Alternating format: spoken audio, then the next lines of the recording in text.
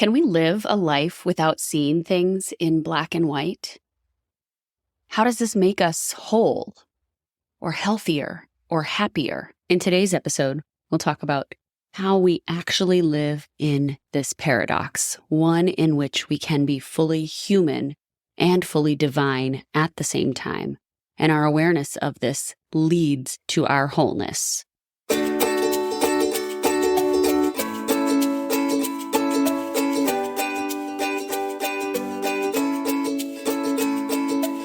Welcome to Health, Harmony, and Happiness with Kathy.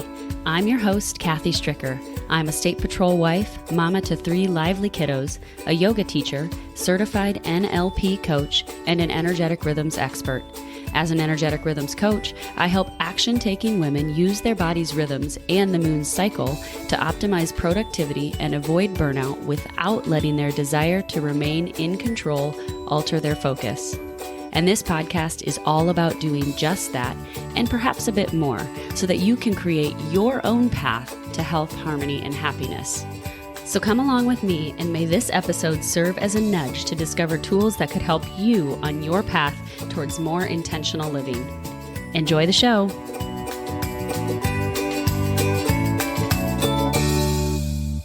Hey friends, welcome to episode 86. Thank you so much for being here. I am truly grateful that you are here listening to this show, and I hope that you're getting stuff out of these episodes. If you haven't shared this podcast with someone else, this is your nudge to maybe just find your favorite episode.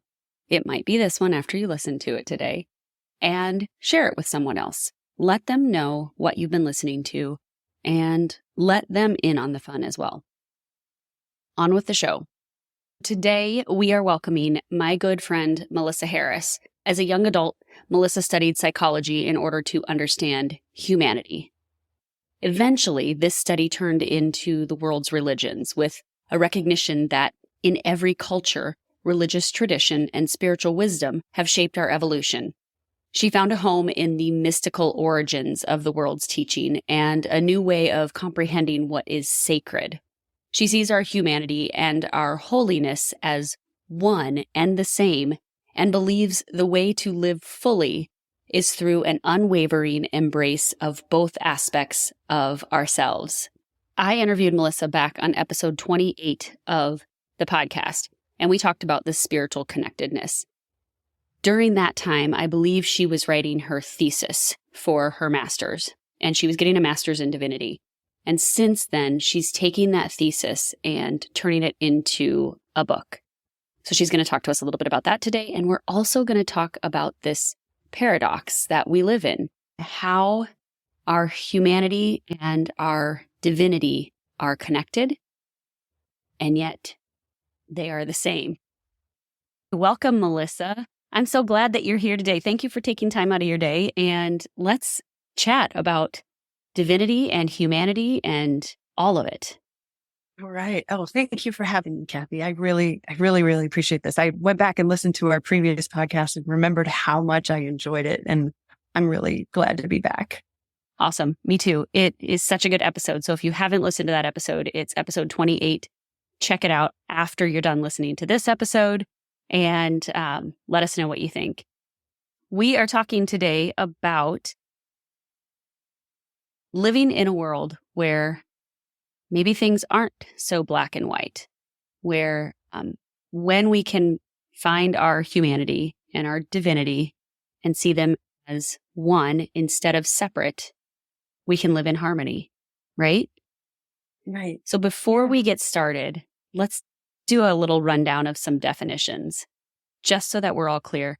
We don't want this episode to be something that you zone out, that you check out, or that you think, that is really deep stuff, too much, way over my head.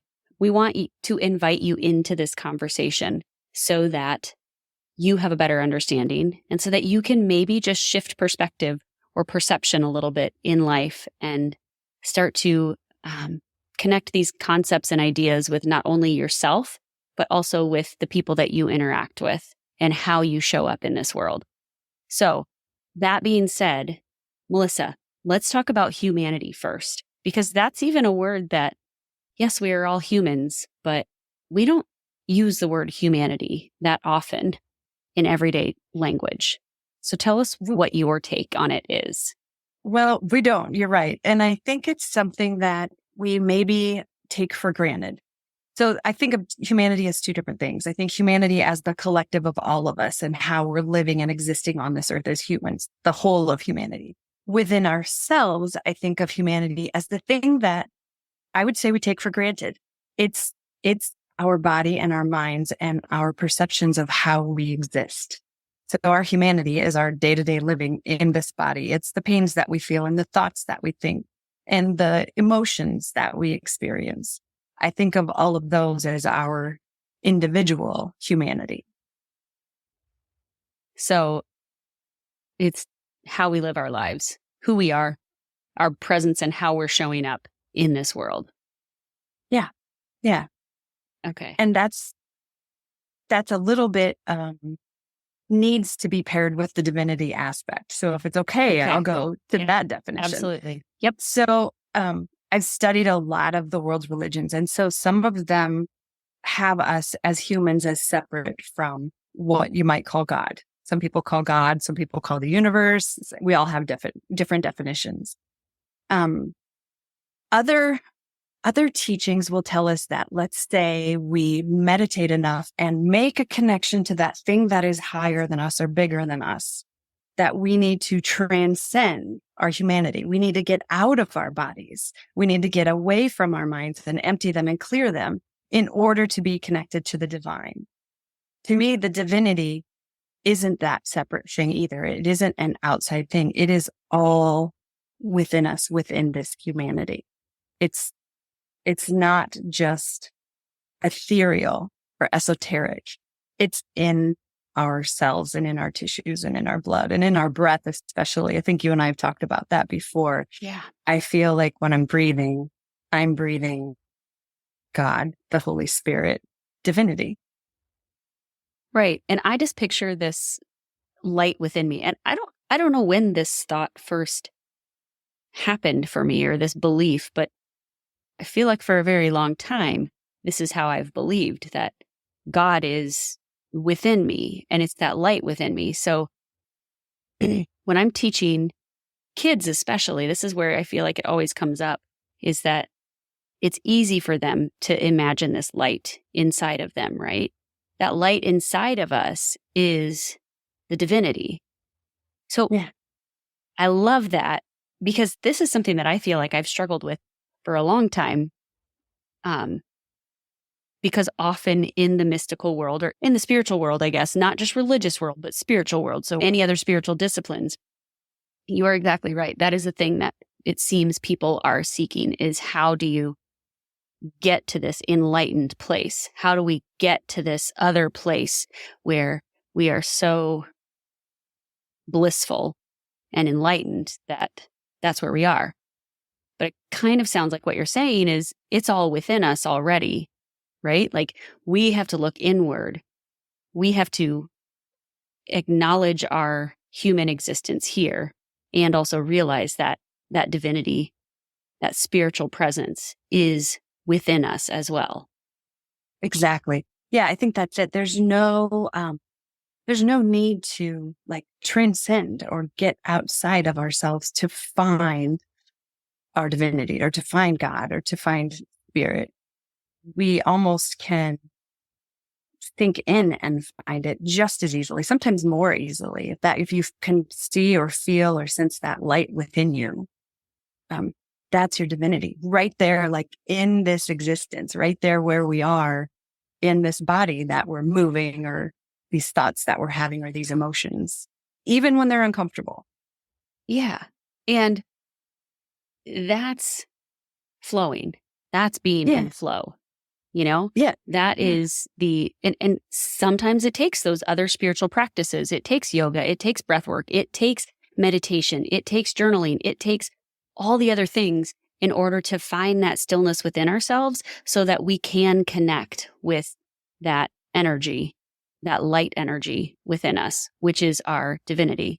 And once we are connected, wow, like there's not much you can't do, because when you're living in that state of flow, when you are going with the current instead of paddling against it, life is so much easier, right?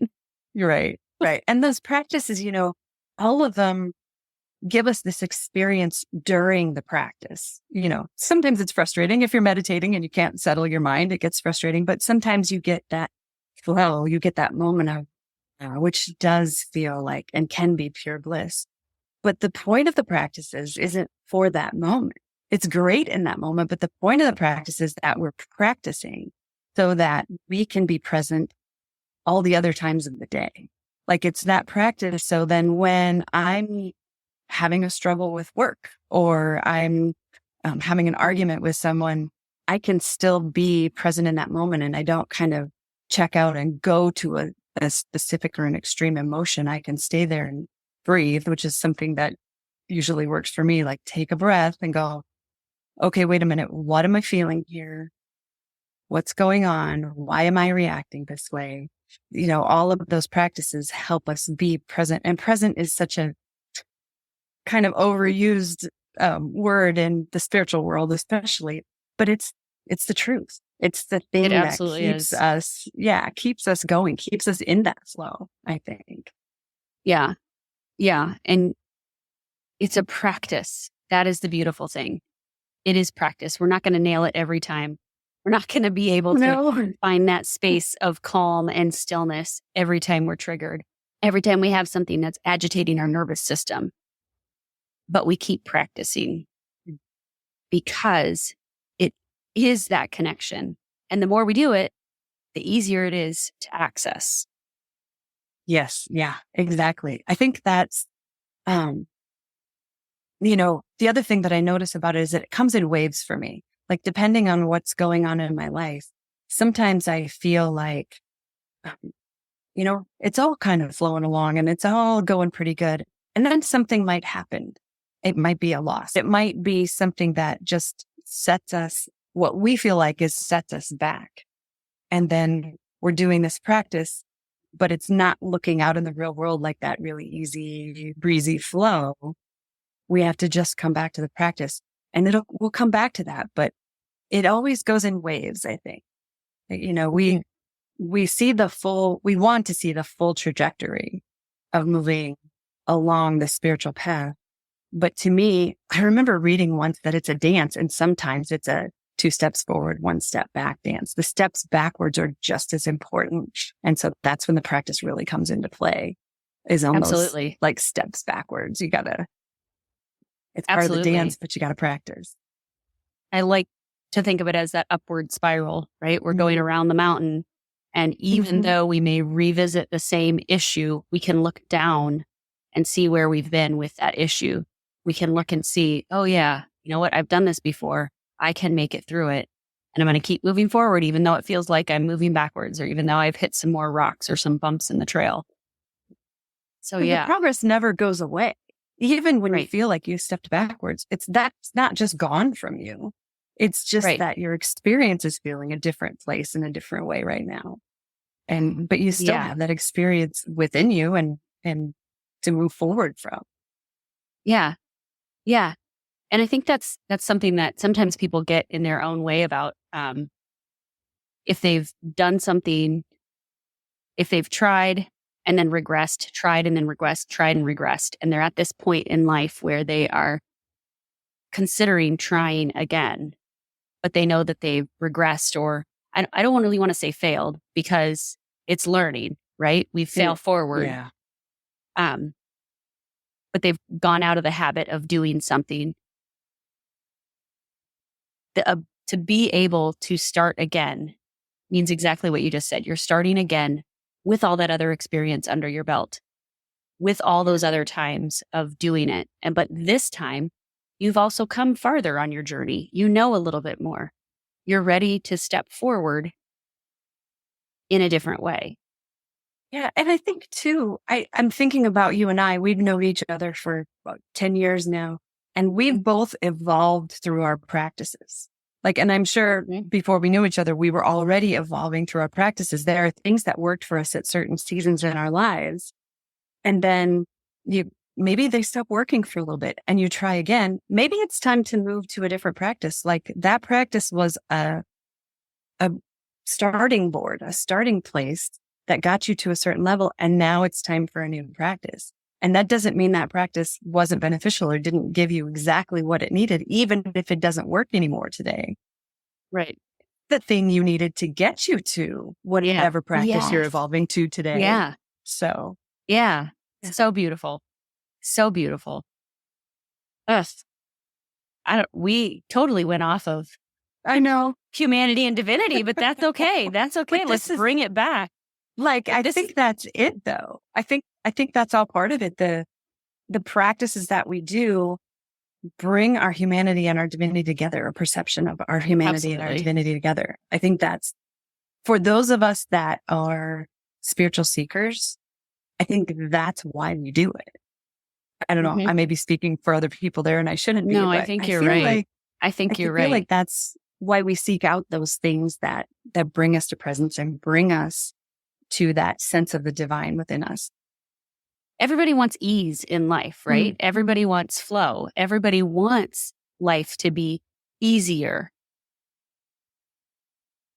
The way to do that is to connect with yourself, with the divinity within yourself, right? To know yourself and to know that even though we will have problems and we will have struggles in this life, because that's guaranteed. That's guaranteed. Yeah. We can still tap into this bigger energy, but we don't have to seek outside of us. We can seek inside. We can connect with that energy inside of us, and also it's outside of us and around us. Yeah, exactly. And I think sometimes in our humanity, when it's painful, we want to escape pain. And we think that means escaping our humanity. Like our brains will do that because our brains have to separate this pain from this bliss. Well, divinity doesn't always mean bliss. Like we love it when it's there, but divinity means this connection that's always there. Even when we might have some pain or some suffering or some sadness or some grief or whatever might be going on, that doesn't mean the divinity isn't within us. It means our brains are going, well, those can't match. So I must be separated from it. And our brains kind of trick us that way because they like to divide things into compartments and perceive things in certain ways that make the most sense. Yeah. Yeah. And, I like to think of it, I'd like to bring it back to that analogy of being in flow.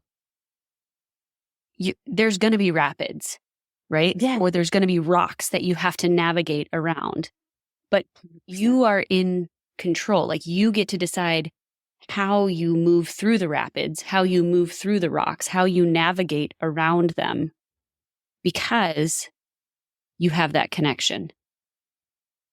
And I think too, and you can't like separate yourself from it. You have to go through it. Yeah. I think the rocks and the rapids is a great analogy because it also kind of talks to our lack of patience. So some rocks you just can't move. Like they're too big, they're too heavy, they're going to be an obstruction in your way.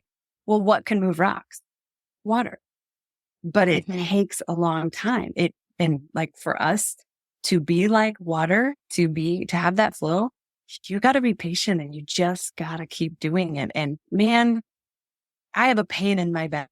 I want it to go away today or tomorrow. You know what? I got to let that go. I'm going to do everything I can to take care of myself physically, my humanity, but I'm also recognizing like this is a season. This is something that I have to let flow and eventually wear away that obstruction so that I'm flowing more freely. Yeah, accept it, allow it, even though it might be uncomfortable, surrender to it. Exactly. Yeah.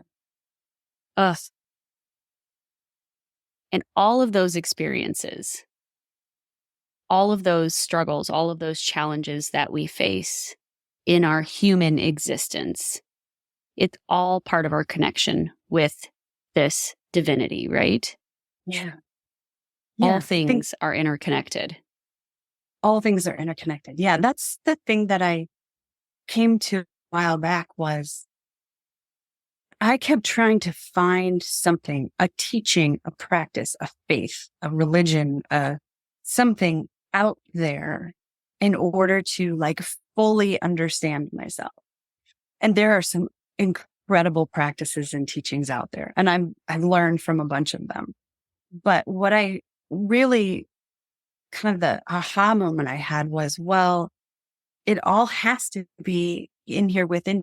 Like, no matter what tool I use to learn it, it's coming back to this thing within me, this divinity within me that is absorbed in my humanity, absorbed in this physical experience, absorbed in these thoughts and these emotions. This spirituality, this connection is in all of that.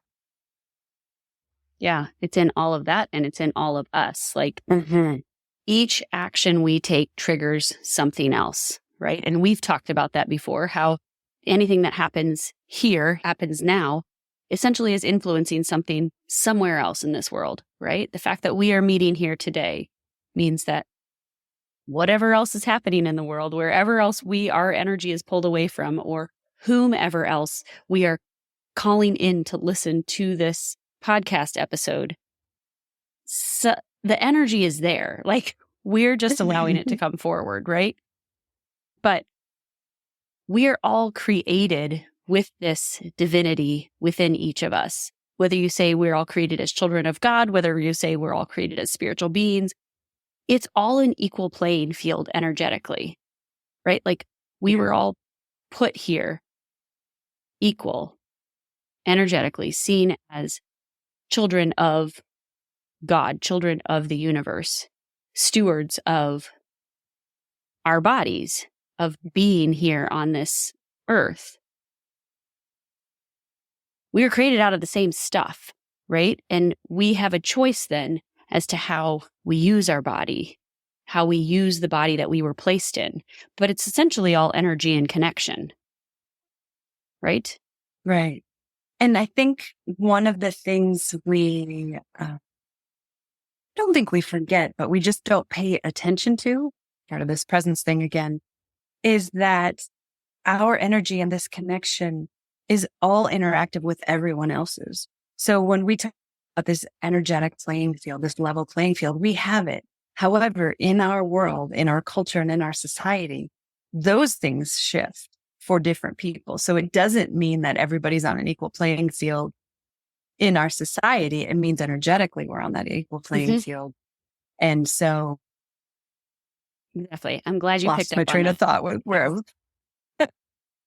but you're exactly right. Like, we're all given different circumstances.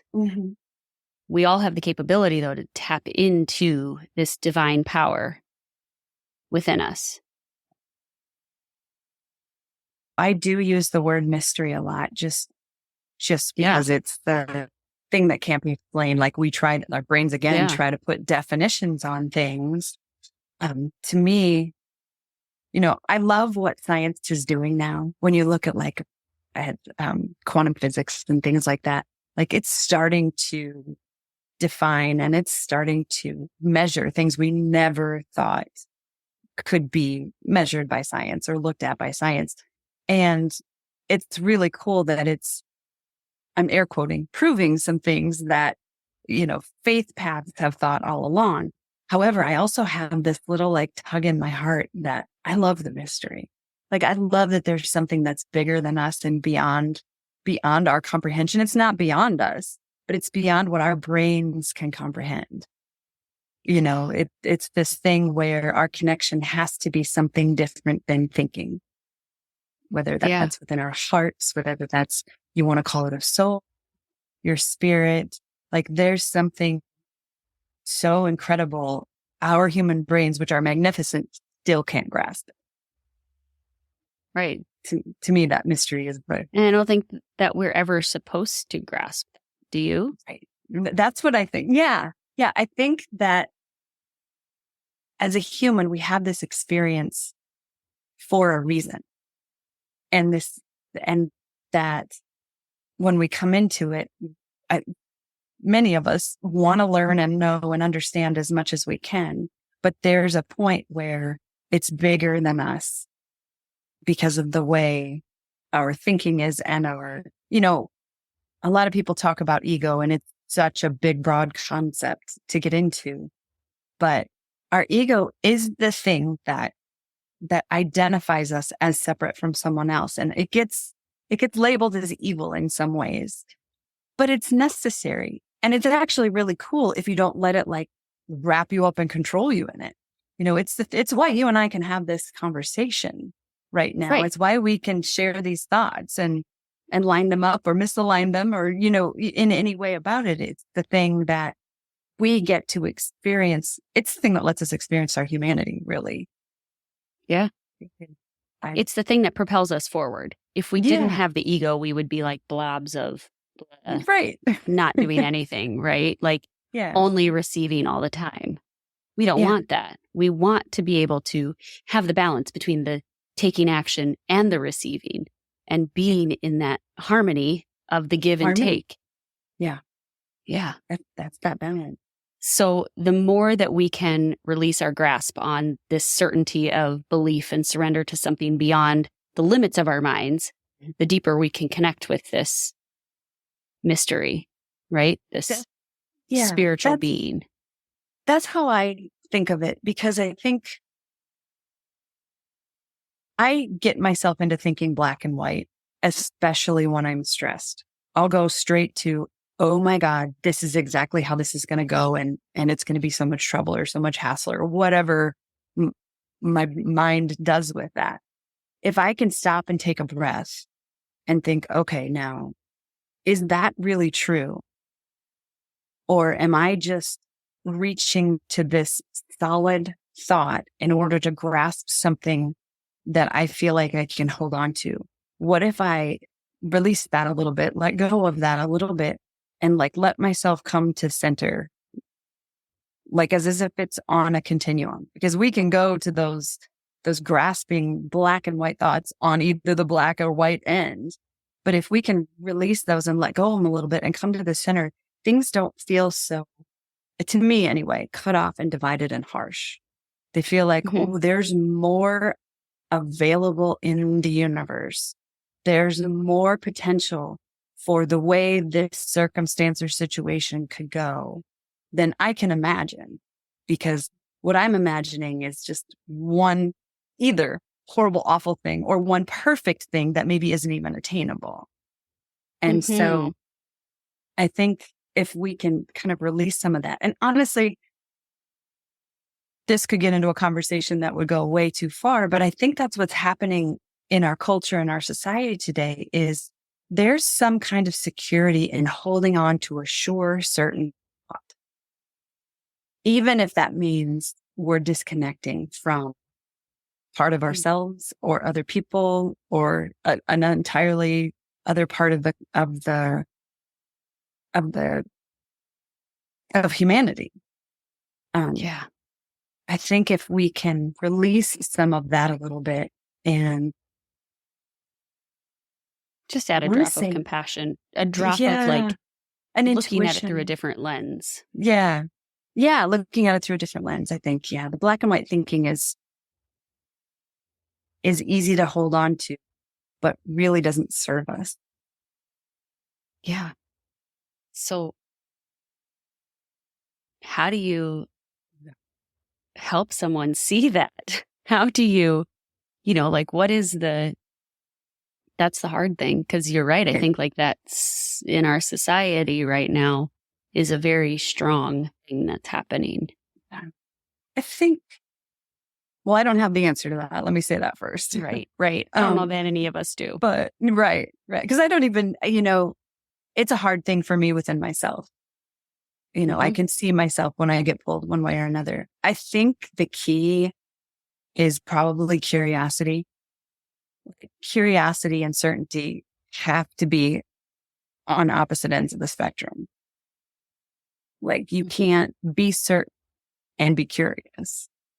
And if you're curious, you're allowing for something else to be valid or true or possible. And so I have a friend who says to me sometimes, well, I just out of curiosity, what would you think of like this, especially when I'm kind of wound around something? Yeah. She'll ask Yeah. me that question. And it's like, it's that pause moment that I need. That's like, oh, okay, I'm doing the black and white thing here right now. It doesn't always work. It depends on how entrenched I am in that thought. But I think curiosity is the thing that brings us to that center place where we go, okay, if I'm fully certain of something, I'm not open. I'm not open to a flow for certain. Yeah. For sure. Yeah. I'm not open to a flow. I've decided something and I'm rigidly holding it there. And if I'm doing that, like I've disconnected something. I've disconnected Yeah. some potential or alternative and probably disconnected other people with that. Right. And it's when we are holding like that and when we are stuck in that black and white, we are acting out of fear instead of trust and instead of love and curiosity. I lump those two together. I have a worksheet that I do that I created to use with some clients. And like one of the questions is, am I acting out of fear, doubt, and control? Or am I acting out of trust, love, and curiosity? And like, that's the question to ask yourself when you start to get wound up about something, really, because it's one that will honestly set you back and say, okay, oh, I am acting out of fear, mistrust, and doubt instead of love, compassion, trust, curiosity, and seeing it with those eyes. Curiosity is definitely key to growth. I mean, it has to be. But when we get stuck in that place of like, oh, I can't do that. I've never done that before. Well, you're not giving yourself a chance to even consider anything else. So just adding that little bit of curiosity can change your world completely. And it's the same thing with looking at how we interpret our humanity and divinity. So just because we're having this conversation, somebody out there might be thinking, no way, nope, ridiculous. Not how it is. God is up here, I am down here. This is how it is. Yeah. But maybe if you could invite just a little bit of curiosity and see that this conversation could be a little bit different, that you could interpret our conversation a little bit differently, that perhaps we are one and the same. Who knows where the world will go, right? Yeah. That's the fascinating part to me, that I don't think for a long, long time, I wouldn't say never, but I don't think humanity collectively, all of us together, have really allowed ourselves to be that curious. I feel like for centuries, and I'm talking centuries before Christianity even was created, I think for centuries, there has been this movement towards a solid, certain faith, which sounds like a really secure thing. However, it kind of has eliminated this whole potential of what we could be. That might be going a little. What do you mean by that? I think that if we stand in a solid, certain faith, it's kind of like the same thing you were saying earlier, that you're a Christian, and that is the faith that you walk in. But you also understand that there are also all these other ways of seeing our spirituality, of seeing what God is, of seeing what the universe is. To me, like, as whenever we have a conversation, I see you as, I kind of see that light shining in you because you've opened up to those things. Like that's a perception, because you have your faith and you're strong in it. And there's no question about that. However, you also are open and curious about these other ways of learning, ways of knowing. I spoke at a funeral last week, and one of the things I said was that this woman had this beautiful, expansive mind. Like, she has this incredible heart as well. But she has this beautiful, expansive mind in that she stands in her faith and she wants to know God in a million different ways.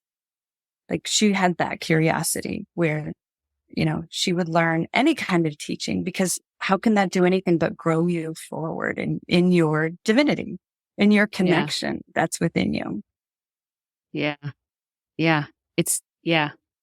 Exactly. And, kind of like what I said also earlier is that these positive things, and when things are used to deepen whether it's your knowledge or your connection with God or spirit or universe or however you define it, and it's being used for good and being used to propel you forward in this world for the purpose of love and connection and doing unto others as you would want done to you, how can it not be divinely led or divinely driven? Yeah. Right? We're fully connected. So many in of harmony. The world's religions have this same message, right? It's the harmony message. It's love. And it is treating others how you want to be treated. And so when we do that, it's just demonstrating that this is really this is mind bendy. But when we do that, it's demonstrating that you're also treating yourself that way. When you treat someone else with that love and compassion, that kindness, in a sense, you're treating yourself that way too, because it's all energy, and we are all that same energy that was placed here on this earth. So we are a mirror for everybody else, and how we treat someone else, in a sense, we are also treating ourselves that same way. Yeah. I think about that when I think about forgiveness. And I have been a person who can hold grudges. And, when you get to that place where you figure out, if I'm not having a conversation with that person that I'm angry with or have been hurt by or whatever, and I'm sitting here steeping, I'm the one who's in pain. Like that lack of forgiveness on my part. And we hear this all the time. Forgiveness is for you, not for the other person, but it's really true. Like that connection, that way that I have cut off that person and held on to this anger is me cutting off the flow in me. Mm-hmm. It's me hurting me, and so I think the more we do, the more practices we do that allow us to let that flow through us, I think that's the thing that gives us more freedom. I agree. And it heals the energy that is harmed, even if you don't know that you hurt someone. So I did this practice this morning with the kids in yoga that they had to think of someone who they maybe needed to forgive, or that they thought needed to forgive them. But we first kind of stayed on that someone that they thought they needed to forgive. And I just asked them to take the first person that comes to mind. And if they questioned why they needed to forgive that person, if they kind of thought, yeah, but why did that person come to mind? I don't have any reason to forgive them. I kind of encourage them that there's probably something there that you do need to forgive them for, but you've forgotten about. Allow yourself the space to just forgive and to heal that energy, because we don't even know sometimes that we need to forgive someone, because little things happen and we just hold them in different ways and we forget about them. But really our unconscious and that energy inside of us knows that there's a rupture in the energy. And so by forgiving, by allowing and extending that healing of that energy field, I think it can be pretty powerful. And I just thought of this too. This might be an out there thing to think about that, but I also wonder if maybe that person they thought of, you need to be forgiven from that. Maybe you harmed someone and didn't know that you did. Right. And so it's actually there, that the forgiveness of something you did that you're not remembering. Right. And so why wouldn't it work both ways? Exactly. Even if you're not. Yeah. Exactly. Okay. We're going to start to wrap this up. So, okay. We have a couple last questions that I generally ask guests. And first question being, tell us how all of this that we have talked about cultivates a greater health, harmony, and happiness in your life. Okay. So when I think of all we talked about today and health, harmony, and happiness, to me, it all revolves around the harmony piece. I think that being in tune, being in harmony, letting those energies flow. I think that's the thing that keeps us physically healthy, keeps us mentally healthy, keeps us emotionally healthy and spiritually connected and healthy. And I don't know of a way to be happy unless I'm in harmony. If I'm somehow out of sync, happiness is not going to be there. It doesn't matter what circumstances are happening in my life. So to me, it all revolves around that harmony piece. Yeah, I love it. That's beautiful. That's beautiful. Thank you for sharing that. And then what's one thing you're doing right now to invite more intention into your life? Ooh. So there are two. One of them has been a practice I've used for years, and it's just a pause and a breath. So it's whatever's going right now. I feel like I'm going a million different directions at once. I'm multitasking all over the place.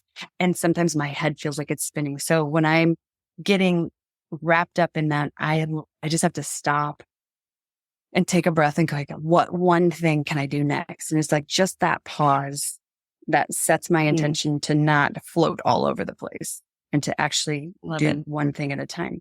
The other thing I've been doing has just been in the last handful of days.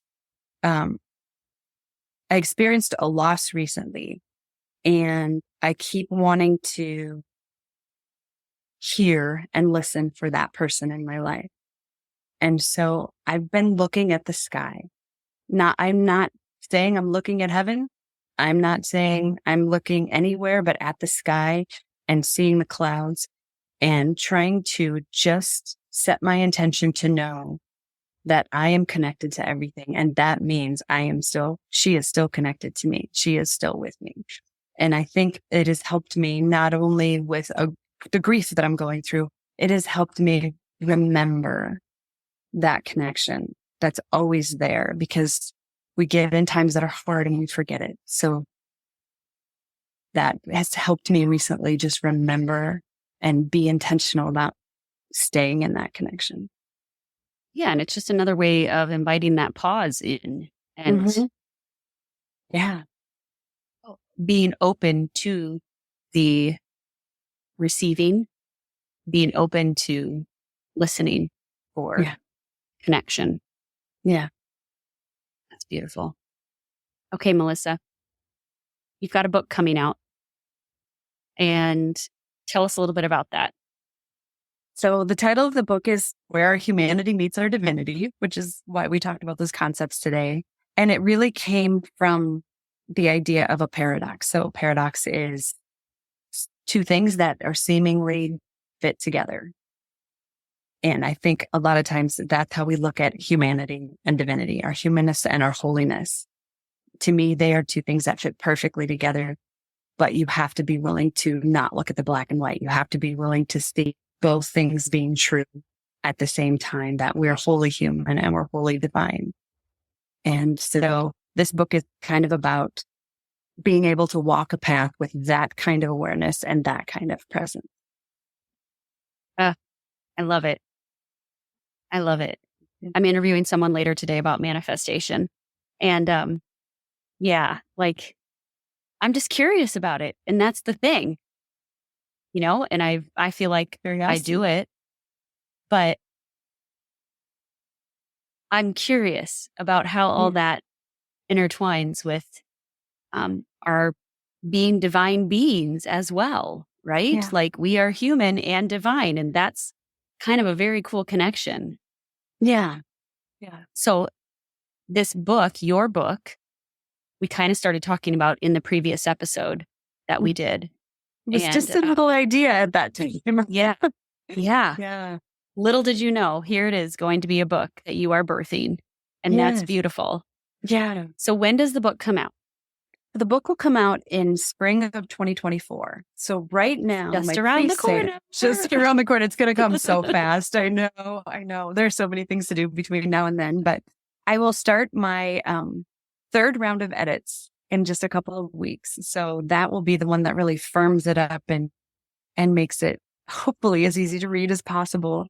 But I have my pre-sale going on right now. And so I think you have the link if people want to go take a look at some packages that I have. I'm inviting you into kind of the author community where you get some previews and maybe having some people, I'm hoping to have people help me like design the cover and do stuff like that. And then just get little tidbits and drawings and more fun things going on in the months to come.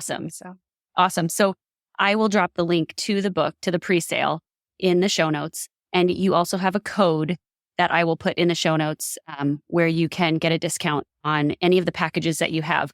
Now, Melissa outlined some of the purchase packages or the purchase options the other day on Instagram, and she's got some really cool stuff going on with them, like a buy one, donate one. So there's some pretty cool options. So I want to encourage you to check that out. Where can people find you on social media? So the places I'm most active are Instagram, and my handle there is it's Kaliki Harris. I think you'll have that. It's KALIKIHARRIS. You'll see a lot on that. And then the other place is on my author page on Facebook, and it's Melissa Rose Harris author. And you'll have the link to that as well. That's where I'm posting any videos, any posts, any updates on what's going on. Those two pages are the easiest places to find me and keep the most up-to-date information. Awesome. Is there anything else you want to share with listeners before we sign off? No, I hope you'll stay curious. I hope this conversation has made you want to step away from the black and white a little bit and really open your mind. I love it. Thank you, Kathy. Thank you so much. Yeah. Thanks for being here, Melissa. This has been so fun. Be sure that you check out the description of this podcast episode and take a look at the show notes to get all of Melissa's contact information and to start following her on social media.